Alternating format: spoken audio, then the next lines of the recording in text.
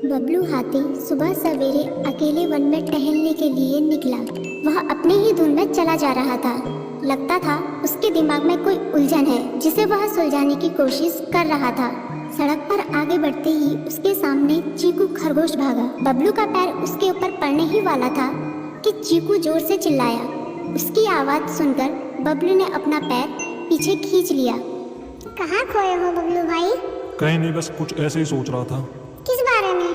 तुम जानकर क्या करोगे? शायद मैं तुम्हारी कुछ मदद कर सकूं। तुम तो जानते हो आजकल वन में कितनी चोरियां हो रही हैं, पर चोर का कोई अता पता ही नहीं है।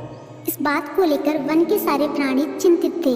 वे वहाँ खुद को सुरक्षित महसूस नहीं कर रहे थे। अरे चीकू भाई, हम मजबूर हैं। हम चोर को पकड़ ही नहीं पा रहे हैं। वह बहुत चालाक है और अपने काम को बड़ी कुशलता से अंजाम दे रहा है। कहीं कोई सबूत ही नहीं छोड़ रहा। हमारे राजा इस बात को लेकर बहुत चिंतित हैं। यही कारण है कि हम सब इस बारे में सोच रहे हैं। अब तुम मेरी इसमें क्या मदद कर सकते हो? मैं कुछ सोचता हूँ, हो सकता है मुझे कोई उपाय सूझ जाए। प्रयास करने में कोई हर्ज तो नहीं है। तुम ठीक कहते हो चीकू, लेकिन वन के गुप्तचर भी अभी तक इसका कोई हल नहीं निकाल सके। इतना कहकर वे चुप हो गए। बबलू की बातों ने चीकू को सोचने के लिए मजबूर कर दिया। चीकू को उदास देखकर बबलू बोला, तुम अपना मन छोटा मत करो। मुझे अच्छा लगा कि तुमने मेरी परेशानी को समझा। कभी मैं भी इस वन के लिए गुप्तचर का काम करता था। एक बार मेरी टांग टूट जाने से मेरे अंदर फुर्ती नहीं रही। तब से मैंने यह काम छोड़ दिया। चीकू, तुम चाहो तो यह काम दोबारा कर सकते हो। वन के प्राणी ज्यादातर दिन में भोजन की तलाश करते हैं, वे रात को आराम करते हैं। तुम दिन रात दोनों में ही भोजन की तलाश में निकल सकते हो सकता है रात को तुम्हें कुछ ऐसी बातों का पता चल जाए जो हमारे काम की हो। हाँ बबलू, तुम ठीक कहते हो। मैं आज रात को वन में घूम कर इस बात का पता करने की कोशिश करता हूँ। थोड़ी देर बातें करके चीकू अपने बिल की ओर बढ़ गया और बबलू अपने रास्ते चला गया। चीकू के दिमाग में अभी तक बबलू की कई बातें घूम रही थी। उसे समझ नहीं आ रहा था वह बबलू की मदद कैसे करे।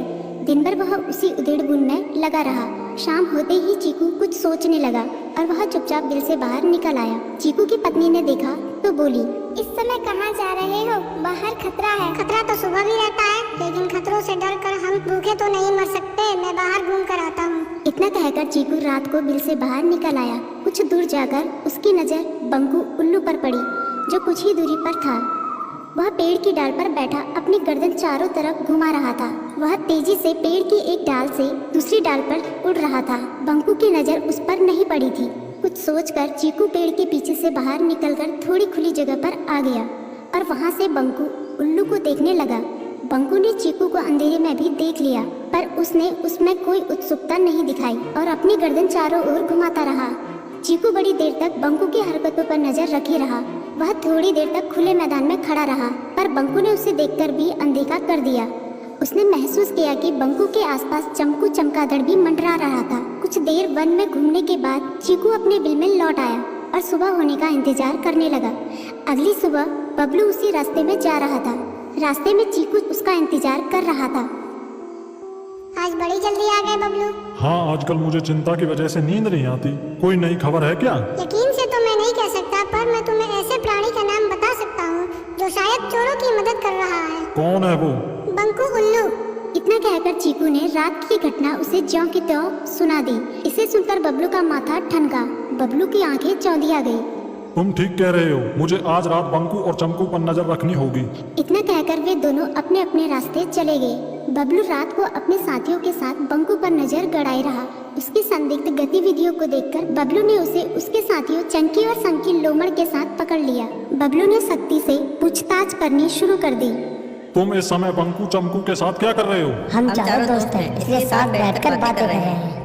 चमगादड़ और उल्लू की दोस्ती तो समझ में आती है, पर लोमड़ के साथ दोस्ती कैसे हो सकती है? सख्ती से पूछने पर दोनों ने अपना जुर्म कबूल कर लिया और सभी चोरियों के बारे में बताया जो उन्होंने कुछ दिन पहले वन में की थी। बबलू ने उनके चोरी का सारा सामान भी बरामद कर लिया। बंकू और चमकू को अभी तक समझ में नहीं आ रहा था कि वो इतनी आसानी से कैसे पकड़ में आ गए।